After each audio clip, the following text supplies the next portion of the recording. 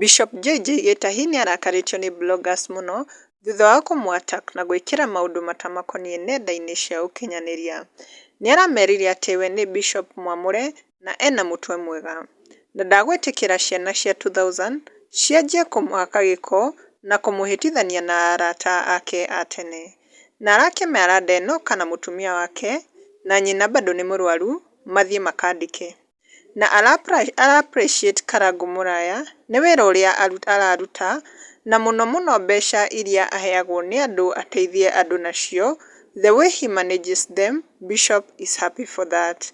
Na arakĩra Karangũ atĩ Ngai nĩagũtũma atũre etĩkĩtie nĩũguo amanĩnjaga cia arwaru na cia arĩa mena hinya. God bless Karangũ.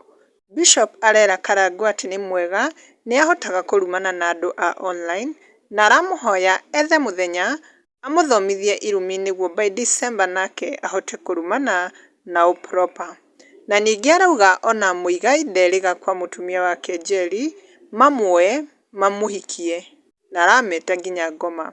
Na mũico aratuĩka wa kũ appreciate online media ya Karangũ na aramwĩhoya athiĩ hau mbere oe acio macambagia andũ online na arauga gũtirĩ mũndũ ũrama invite kũu, bloggers nĩ thũ cia aini na thũ cia hunjia.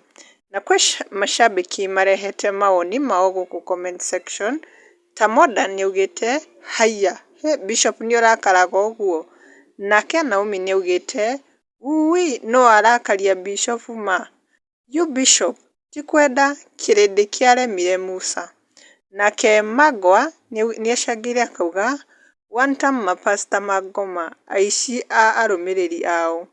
Nake Juliana nĩacangĩire na love emojis na akauga Bishop tũkwendete mũno mere ma nĩrũmaga andũ.